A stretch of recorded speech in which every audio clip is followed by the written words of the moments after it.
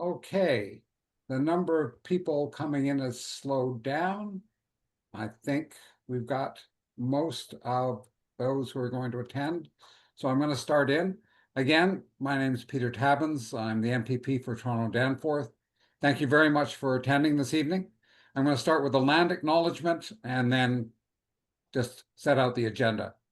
We acknowledge the land we're hosted on is the traditional territory of many nations, including the Mississaugas of the Credit, the Anishinaabe, the Chippewa, the Haudenosaunee, and the Wendat peoples, and is now home to many diverse First Nations, Inuit, and Métis peoples. We also acknowledge that Toronto is covered by Treaty 13 with the Mississaugas of the Credit. So, again, thanks all for attending. Our agenda is pretty straightforward. Going to talk about the purpose of the meeting and how you can pose questions. We're going to have latest updates from our trustee and parent activist. When they've made their presentations, we'll go to questions and commentary. And then at the end, there'll be closing comments and information.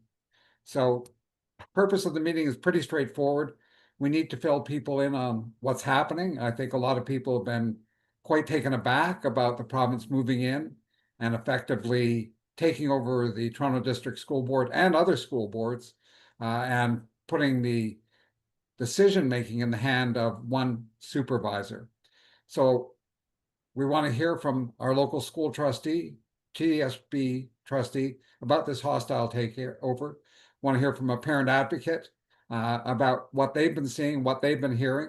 And we'd like to hear from you, your questions, your comments, concerns, and we want to discuss about ways we can push back on this. For you to pose a question, or in fact make a comment that I can read out as the MC, please use the Q&A function. We won't be using the raise hand feature or the chat system. So if you have questions, if you have comments, please type them into the Q&A. And with that, I'm going to turn the floor over to our local TDSB trustee, Sarah Earhart.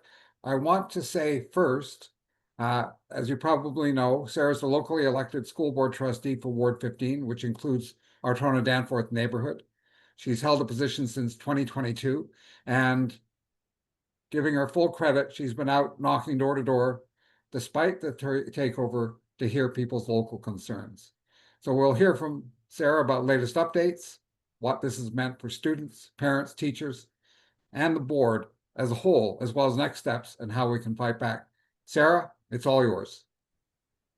Thank you very much, Peter. Can everyone, well, thumbs up if you can hear me okay virtually. Hello, everyone. I'm Sarah Earhart. I am still the locally elected public school board trustee for Toronto-Danforth. I see a lot of familiar names here. Thank you for coming out on a July night, even though it's a little rainy. I know there's so much we could be doing on a summer night beyond this, but this is where we are. And so just to place us, Peter hosted a session like this around 2 months ago, and thank you again, Peter, where we talked about the financial investigation that the new Minister of Education, the new Doug Ford government, the return of Doug Ford government announced. Since then, there were budget announcements. There was quite a bit of advocacy by community, and I want to thank everyone from the bottom of my heart for the advocacy that we saw. I was on the CC of thousands of messages around pools, around music instructors, around education overall, special education, around what we need in our schools. I know it made a difference. We saw that the government's messaging was that they were increasing funding of per pupil funding above the rate of inflation. You'll recall, if you were on the last call, but that the funding, if it went with inflation, would go up, but it has not. It is stagnated. Since the government came into power, they have not been keeping up with inflation for education funding. That's one way to cut it. There's some other ways to cut it as well, but it all speaks to underfunding.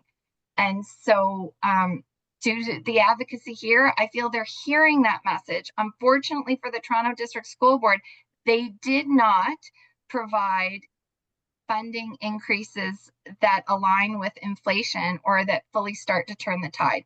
So TDSB was still facing a deficit position, as were several other school boards, because it has been many, many years of this. Ultimately, Toronto District School Board passed a balanced budget over the course of 2 years that saved pools for one more year, saved itinerant music instructors for one more year, made some cuts that I did not support. I voted against that budget, but it did ultimately pass. Despite that, shortly after that, on June 27th, the government made an announcement that they were taking 4 school boards under supervision, and they released the results of the financial investigations. And so the school boards are Toronto District School Board, Toronto Catholic District School Board, Ottawa Carleton District School Board, and the Dufferin Peel Catholic District School Board. And so the 2 largest boards in Toronto are now under supervision. Having them both under supervision like this is quite unprecedented. And for Toronto District School Board, this hasn't happened since the Mike Harris, Ernie Eves years. And so this is over 20 years ago. And so this was announced on June 27th. And so that has been about a week and a half ago. It was the last day of school.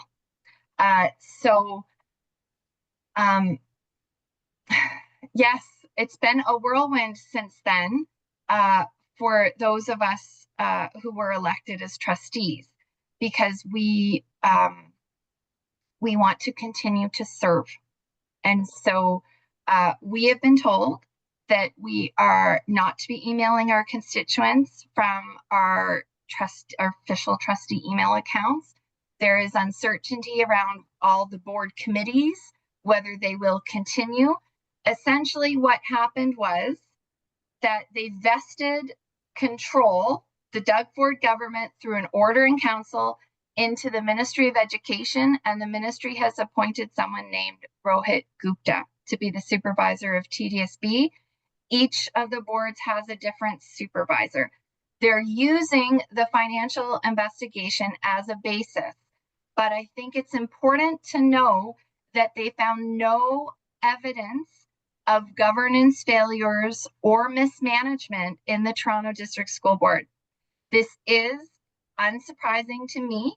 I've sat on the finance committee. We just went through an audit with the Auditor General for value for money, and that came out with a recommendation that we work together with the Ministry of Education on structural funding issues, something this government has not done. So I want to be clear that there was no financial mismanagement. However, what was found is that we did not make all the cuts that staff put forward to us, and we instead used something called proceeds of disposition, which is funding from the sale of school properties or the leasing of school properties to balance the operating budget. And so that is absolutely unsustainable. And we've been saying it since 2022. We have been saying that more funding is needed to maintain what we consider to be safe operations at the board. Some of the things that we have funded through proceeds of disposition include child and youth workers, mental health professionals, and school-based safety monitors. I would never vote to cut those things in the school board, given what we know the conditions for our children and youth are and the needs that they have. And so it is absolutely true that we did not make all the cuts that were recommended to us based on the money that the government gives us. Now I'm going to take a deep breath because it's very frustrating. It's very frustrating because the boards are being underfunded and they are accusing us of not governing sufficiently. So they have taken the board under supervision. And yes, as an individual, it is highly frustrating because I want to serve my community. But I believe what is very important for all of us is the whole reason why we are serving, for our kids and the conditions in our schools. And so I am concerned because no matter who is governing at the TDSB, the conditions remain that more funding is needed for the kind of operations that we wish for in our schools, for the kind of learning conditions. There has been report after report coming out around insufficient funding for special needs and for mental health professionals. And so I believe we really need to keep on, regardless of who is governing the TDSB. That remains true. And so I want to thank our community for advocacy. I think we need to keep it up. The areas where cuts were discussed before are the areas that are not funded by the province. Music instructors, pools, vice principals, the numbers of school-based safety monitors, the numbers of mental health professionals, the numbers of early childhood education, early childhood educators, as well as the funding required for special needs, which is being underfunded in almost every school board. So I'm laying that out because unless the supervisor works with the government to provide more funding and to negotiate some of the structural deficit items, those are the areas that they would go to. And so cuts could be on the horizon. And while I know it's July, I want to prepare us for that come September, right? Because that would be where they need to go to balance the budget. I also want to make a point, if I can, just about what it means to lose the 22 trustees for a supervisor. And so our community's elected people to come together and debate policy and spending decisions in a public forum and to take votes. And that is what I have participated in since being elected in 2022. I also serve on constituent matters, but we hold meetings as trustees in a public forum so that you as a public have information about what is going on in your children's schools and how people are considering those decisions. So I believe we are losing something very important when that is taken behind closed doors, because schools are places that children who are overall a vulnerable population are obligated to go. I believe it is very important that we continue to fight, not for me as a trustee, not for necessarily the people you have elected at this moment in time, but for the ability for there to be community-based elected decision-making around public education, which is where we are putting our children. So I think that is so important. And I know it can be incredible for those that do watch the board meetings. It can be incredibly frustrating to watch democracy in action. It really can be at every order of government because we don't agree across our communities about things. I will note, though, that at the Toronto District School Board, while I have been there, like the vast majority of items have been approved on what's called a consent agenda, which means that we don't discuss them. They're put on the public record. You can all see it on the website, and we take one vote to agree on all of the items. The vast majority of advocacy for funding, for supports for literacy, for supports for math achievement, science and technology, and special needs have gone through that consent agenda, which means we all agree across the city of Toronto. We all agree that that is what is needed. What you see in the broader dialogues are areas where we have disagreements, and that is what takes up that time. That is what you see. That is what is messy. But where we all agree has always been, since I have been there, on the need for more funding and more staffing supports in classrooms that are funded by the government, and the need to invest to modernize the schools to meet the needs for the 21st century. So I'll leave it there. Please know that I'm continuing to serve. I've created a community-based email account very quickly, sarah.toronto-danforth@gmail.com. I always maintain just a placeholder website, www.sarahearhart.ca, which you can find on Google as well. As I get more set up with a better community platform, I will continue to put the updates there so that if people need support navigating our schools, I will continue to serve as I was elected to. And I will continue to advocate for our schools and for children's services as you elected me to.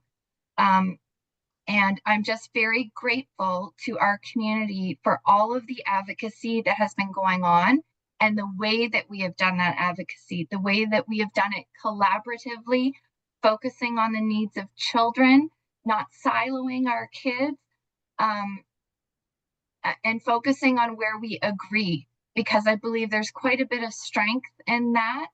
And I believe that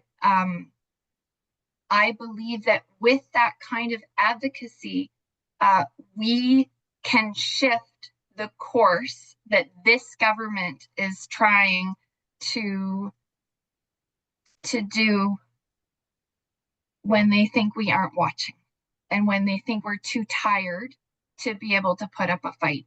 And so I just want to give a really big thank you to our community, and I'm happy to take questions. I hope this has been helpful.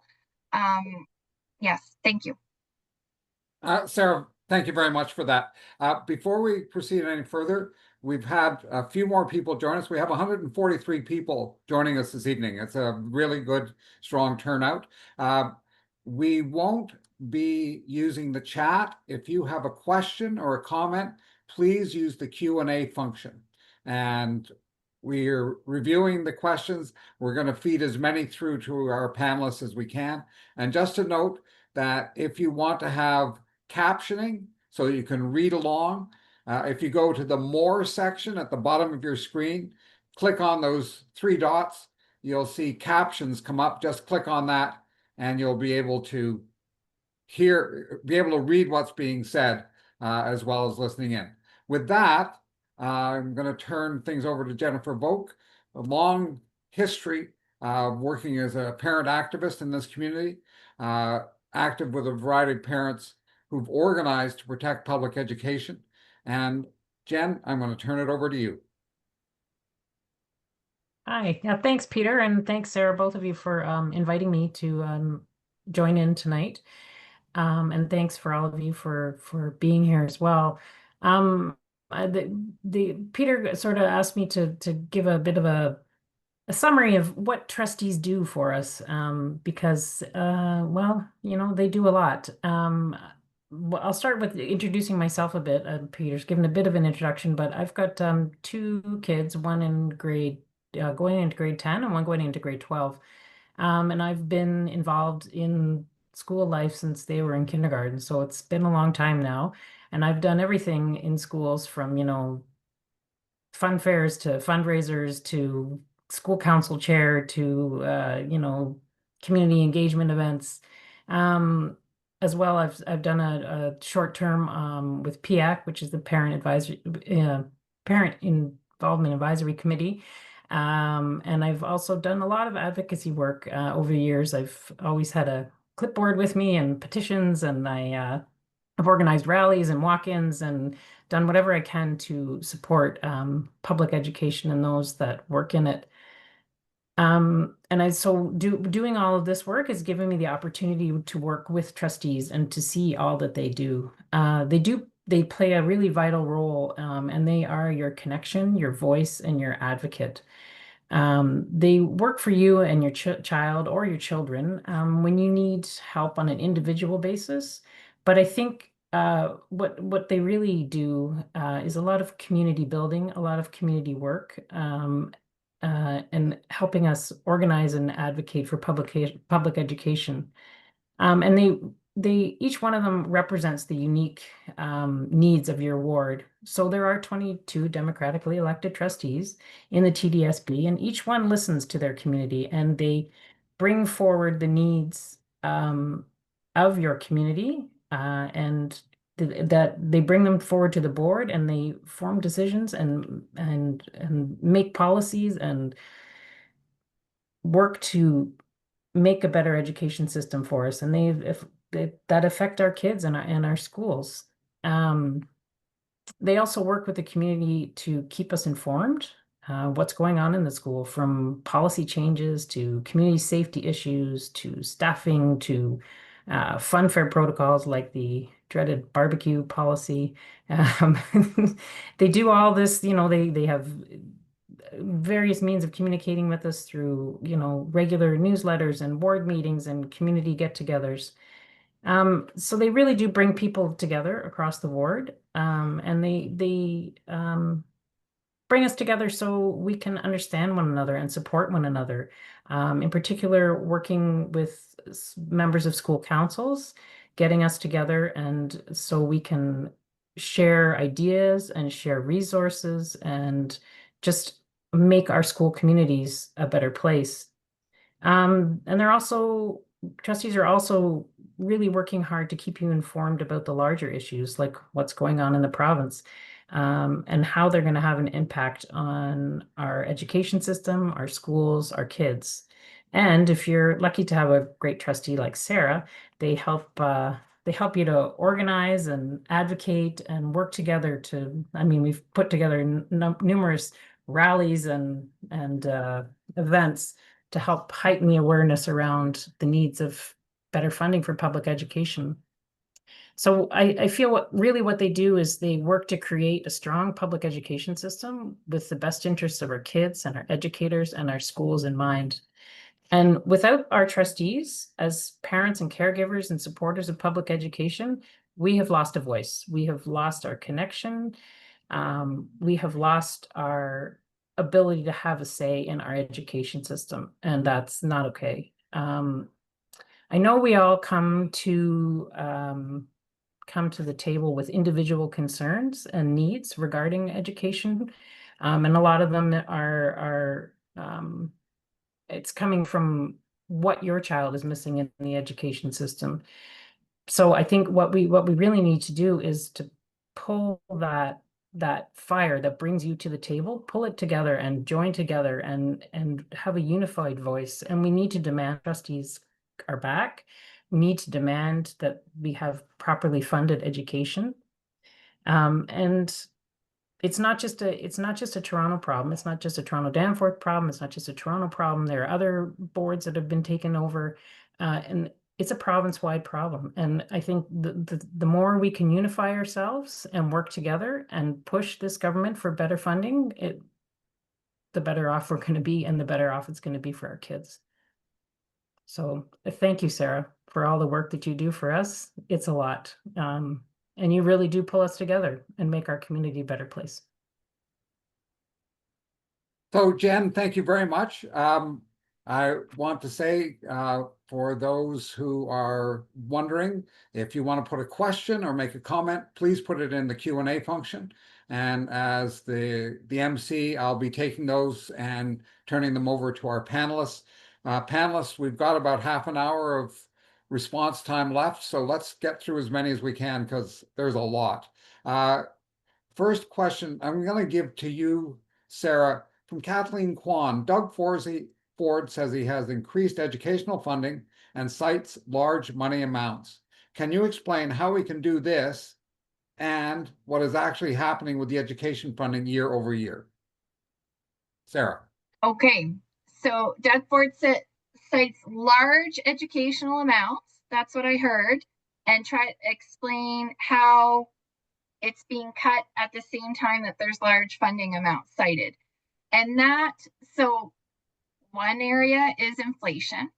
And so the costs to do the same thing grow year over year. So if the amount of funding that is being provided doesn't grow at the same rate, it's actually a cut. The other thing I would note is that there was very recently, there have been changes to payments to all sorts of education workers. There was a settlement because wages were frozen. That was challenged. There was a big payout. That happened, and that grew the education budget. I'll also note that this government brought the childcare budget into its overall Ministry of Education budget. And so it has figured out many, many ways to keep the numbers very, very big while also pulling out, I call it Swiss cheesing, poking holes into the offering that is education. And one of the areas we see that the most is special education, where the rights-based needs for students are not being fully funded by the province, but school boards have an obligation to provide it. And so they are not growing the money commensurate with what a school board needs to pay out. I hope that makes sense. Does to me. Our next question here, Malcolm O'Brien. In my opinion, this has been done in order to implement something that the boards would never allow. Can't say what that is, though. Who concurs? And perhaps, Jen, you could talk about your concerns about what the province is going to do with its power. And Sarah, you may want to join in too. Go ahead, Jen. Oof.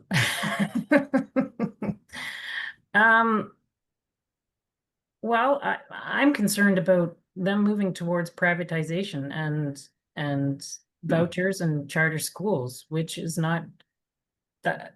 Who's that going to be good for? Nobody. And I'm concerned about when that happens, the education system is just going to continue to degrade, and nobody's going to get what they need anymore. And it's yeah. And then there's just going to be divides between those that can afford and pay for the education and those that are left behind. And that's not what we want. Everybody deserves and has the right to a good education system. Yeah. Sarah, did you want to speak to that too? Yeah, I'll jump in. I do think, just based on like a very cursory look at the supervisor's experience, because I've not met the supervisor. We haven't engaged in discussion. The communication has stopped effectively. Their experience seems to be in things like alternative service delivery. And so I am concerned that there may be a perspective by the government that there's just a cheaper way to educate the kids. And I think we need to be very wary of those kinds of proposals, because they tend to result in fixed long-term contracts that we can't get out of and that can't provide the nimbleness that a public service needs to respond to public needs. And so I'm very wary of them. We've seen many, many cycles of failed alternative service delivery contracts. And I would be very wary of them in any school board. Yeah. Okay, thank you. Question here from Jennifer. Did I hear correctly, vice principal roles aren't funded by the province? Sarah, do you want to speak to the vice principal issue? Because I heard it a lot as I've been talking to parents. Yeah, and in Toronto-Danforth, we would hear this a lot. In other parts of the city, less so. So some vice principals are funded, but not as many as the TDSB has. And I'll note here that the Ontario Principals Council, which is not known to be a deeply left-wing organization, has advocated for there to be one vice principal in every school in the province of Ontario, which makes sense to me. But that's not what we have. We get a fixed full-time equivalent number that is based on student population and the province's vision for how many students would be in each school, distributed where and when. But that's not what reality is on the ground. And so when I've been in the finance meetings, we have been fighting for as many as 40 vice principals in elementary schools and around 12 vice principals at secondary schools, which, given the number of schools, like on the elementary level, is about 10% of all vice principals in the system are unfunded. That was the last time I had access to the figures. And I have voted every time to keep them because I think we need them. Sarah, thank you. A question for you, Jen. What role can school councils play in advocating for more funding, and how can school councils connect with one another? I think it's important to keep informed, to keep listening, to keep talking. Those people that are well informed, to keep talking amongst one another, and do whatever you can. I mean, you can write your letters, call the premier, call the Minister of Education, do letter writing campaigns, do actions within the schools that even if they feel small, they are going to make an impact. And Sarah and I were talking about this before this started, and I was feeling a little disheartened. And she said, "But you know what? If you keep pushing on this government, you can make a change. They get scared. So if we just keep putting these small initiatives and keep pushing forward, I think it's really important to do that. And we're very lucky in the East End that we're very active. I would encourage you to join East End Parents for Public Education. You can find us on Facebook. We've also started another group. And Sarah, what a teen, but what do we stand for? Toronto Education Advocacy Network. That's We're a network of networks. It is a network of networks, and it is growing. And we can put that information up on the Facebook page as well about how you can get connected through there. And that's it's a number of WhatsApp groups, but we have gotten much broader across the city, and we are trying to make more and more connections. It's a hard thing to do. But you just keep trying and you just keep working at it.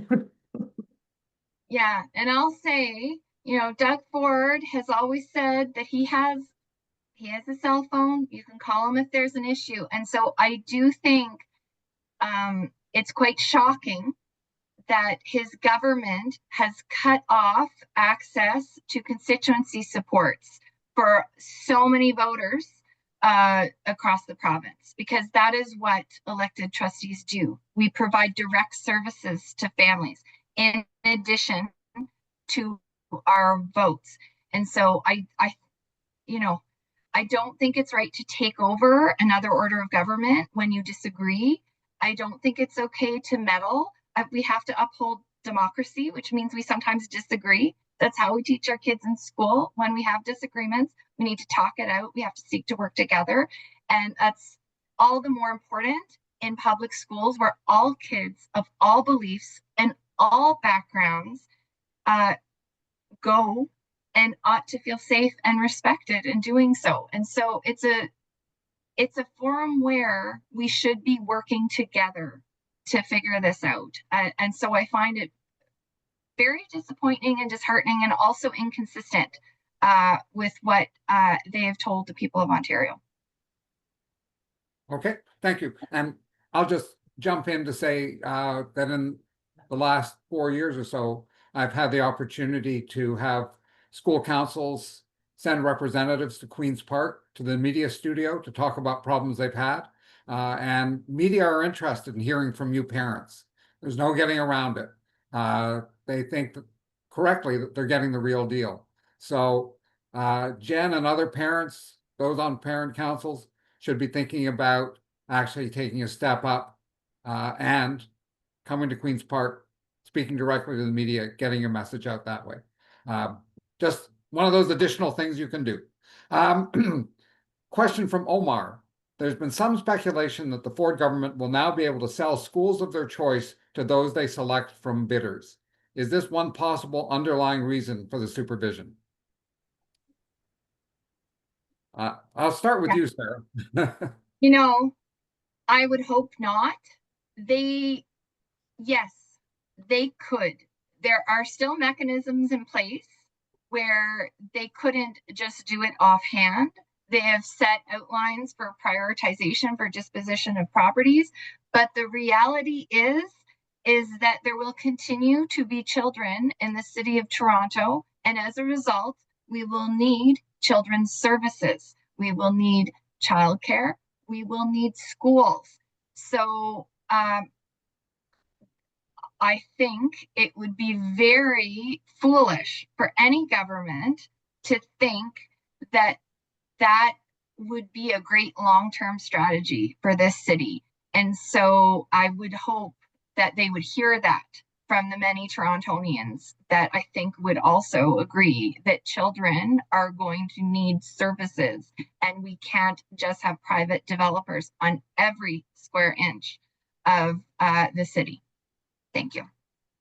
Okay, thank you. We have an anonymous comment, a very important question. What can we do to advocate for no cuts to special education? I've written letters to the super and to the school to advocate on this front, but it never gets anywhere. It terrifies me to have further cuts here. I have a special needs child, and our lives have been unstable because of his experience at school. Sarah, do you want to start in on that? Yeah, first off, my heart goes out to you, and you're not alone in that experience. What families of children with special education needs are experiencing is extremely difficult, and you should not have to face it alone. I will say now that it is the Ministry of Education and the Doug Ford government who have taken control of the school board. So my best advice is to not just go to the superintendent, but it is now a matter for the government overall, because they hold all the cards now for how they want to fund and allocate things within the TDSB and the school boards that have been taken over under supervision. So it is entirely on them at this point. And your children have the right to access services. And I would also note that I've heard, it's been rumored that the Auditor General of Ontario is looking into the matter of special education. And so you could also choose to reach out to the Auditor General of Ontario. Just go to their website under Contact Us, and there's a form that you can use where you can talk about your experiences and the kinds of supports that are needed versus what you are actually getting. And I would encourage everyone to start to make use of that forum as another way that we can hold this government to account. Okay, thank you. Question from Vicky. Has Calandra set a time frame for this? Paul Calandra, the new Minister of Education. When does the province hand the reins back to the school boards? Has that date been set? And I'll just roll in, is this a done deal? If irreversible, what can be done to override it? Okay, so they did an order in council under a subsection of the Education Act. So that's done. There's no time frame that has been publicly provided. I saw in the questions, is there an email for the supervisor? I've seen no email for the supervisor. So as mentioned, we used to have public forum, contact information. We're now behind a curtain in terms of how things are happening. And so I think it will be very important to ask this government when will the end date be, and how are we going to get information throughout this process, right? Because families and the public still deserve access to information about what is happening in the schools where children of vulnerable population are being sent all day, every day. And so I think we don't know, and we should be asking Doug Ford. We can call him anytime, 416-325-1941, to ask him when he's going to give us back our schools. Thank you. From Robert, Sarah, could you please provide more detail into what services constitute special education? Yes. So there's a very long document, so I'm not going to be comprehensive. I'm going to miss things. But special education services are services that are provided by right to children who have identified needs. And that's outlined in Ontario legislation. There are also services that are provided for needs that are not recognized in Ontario, like ADHD, which is recognized in other provinces, but not in Ontario. So the kinds of services are special needs assistants, speech and language pathologists, occupational therapists, supports for vision or hearing impairment. There's a variety of supports, and they're based on the individual needs of the child and what's outlined in terms of their rights of access. There's a whole bunch that needs to be improved in this system, but there is a floor, and all children with those needs have a right to access that floor that we need to be fighting to move up so that it at least meets what is in other jurisdictions in Canada as well. Thank you. Okay. Next from Dominique, it's clear to me that this government does not see public education as inherently valuable. And so they talk about it in a very reductive, scarcity-focused manner, treating education funding as a zero-sum game, which in turn activates parents' fears about what their children may or may not get. What are some ways we can work to shift this narrative in the public sphere so that more people don't buy into what the government is saying? And both of you may want to speak to that. Jen, anything you want to say? Wow. I think you just have to keep speaking up. You have to keep giving that message that this is not the truth, and that the education system is completely underfunded and is falling apart, actually. And yeah, you just have to keep speaking up. Yeah, so our schools in Canada, but also the Toronto District School Board at one time was an envy of the world. I know that, like, I know it's hard to feel that way sometimes, but it is an incredible thing to have such a diverse city, large city as Toronto, with such high poverty rates, and to have a great equalizer like our public school system. It is an economic equalizer. It's an economic generator in terms of, I know it's not the only thing schools do, but it brings out our educated citizenry, our future workforce.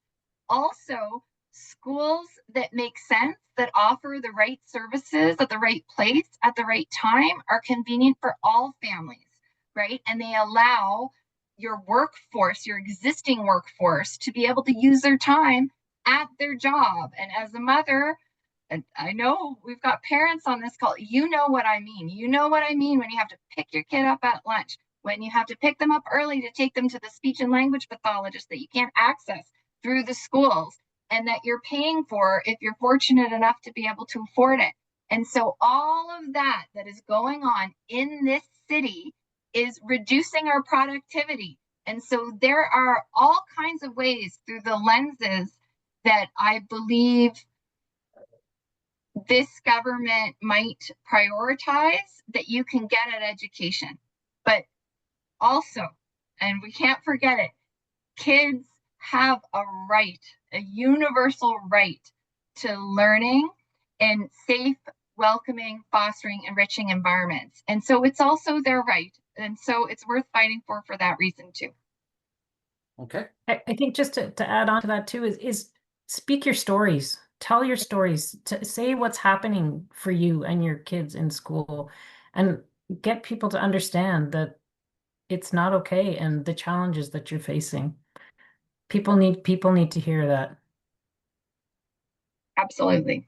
Yeah. And I'll just say as well, I think what you're saying is quite correct, Jen. A lot of people may think it's just my problem. And no, they need to know that other parents and other families are dealing with the same thing. So Sandra asks, with Bill 33 looming in the fall, Sarah, I'll ask you to explain Bill 33 in a second. Would it help to directly advocate to the Director of Education and our MPPs to stop the supervision or to address specific things like special education? How do we get our concerns heard by the Minister of Education and the supervisor while trustees don't have the ability to speak on our behalf? Okay. So there's two things there. There's around the advocacy. Who do we go to? And also what is Bill 33? So I'll just start with Bill 33. I'm going to turn my head because I've got something written down here. On May 29th, the government introduced what's called Bill 33, the Supporting Children and Students Act. It was one of many bills introduced before the legislature rose. It's currently at second reading. We don't know if it would go to committee, which is a place where the public can have input, and also where it's publicly discussed with that kind of input. This bill, even though it's called Supporting Children and Students, I don't see it being focused on what I have heard from community children and students really need. It would make it easier to override school board decisions and take school boards under control. Right now, there's a very narrow scope of when you can take over school boards. One is financial, which is the basis they use for TDSB, saying we didn't make enough cuts. But this bill, if passed, would expand the ability to take over school boards. And so I know someone had said there's only been a few taken over.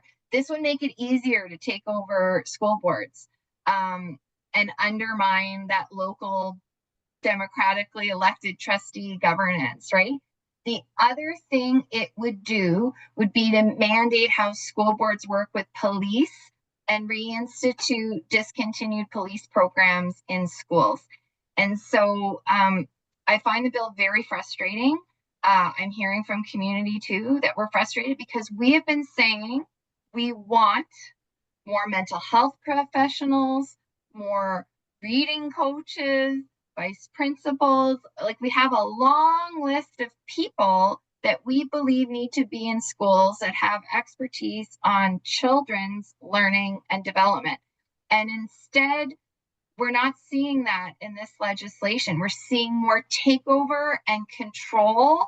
And it's unclear who knows who's fighting for kids, whose best interest is the kids in that legislation. And so I'm very concerned about the legislation as well. We're going to hear more about it in the fall. And I believe that the advocacy for everything goes squarely to the Doug Ford government. All of this is happening under Doug Ford's government. And so that, to me, is where the key advocacy needs to go. There are many people involved in education, but ultimately all of the meddling in local decision making and all of the taking of control and underfunding, starving the system of resources has been happening under Doug Ford's watch. Okay. Thank you. We're running short of time. I'm going to take a quick bit from Paul's comment here. From hydro to healthcare to schools, to school boards, colleges, universities, to tenant tribunals, in every single public service, Ford has installed loyalists and removed public democratic input. His strategy is to cut, create a crisis, and present privatization as a solution. Should we not be fighting Ford's dismantling of democracy and his concentration of power and control that's getting things done for his wealthy friends? I'm also going to go to, because we're short, I'm wondering if Rohit Gupta, the TDSB supervisor, has a contact email. What if we deluge that email address with all the requests that we were not permitted by the Ministry of Education to ask our trustees, as well as our complaints about this hostile takeover? Is this supervisor accountable to the community in any way? Sarah, you're wonderful. Thanks to all three for your advocacy. So, thank you for the compliment. Do you want to speak to Rohit Gupta's email and his accessibility and accountability? I don't know. I don't know. And so that's why I think it's important to call Doug Ford, who has a phone number out there, and say you want a supervisor that has some kind of public transparency and accountability, because I don't have an email and I don't know Rohit Gupta. I will work with anyone that will work with me to fund education and children's services, right? And so I would be happy to meet with the supervisor, and I know other trustees would too once we learn about it. But I don't think this is yet about the supervisor, because we don't know this person. It is about Doug Ford and their model and who they're putting in place. And we may learn more over time, but right now there's no email, there's no way that I know of to contact this person. Amazing. Question from Valerie, and I don't know what these acronyms stand for. For CACs and committees like PIAC that require trustee participation and leadership, what is the future of those for the coming year? Could you tell us what those are first, and then I'll jump in. These are community advisory committees. Many boards have them, not all. They're all structured a little bit differently. TDSB has up to a fixed number that was decided by the board, by trustees.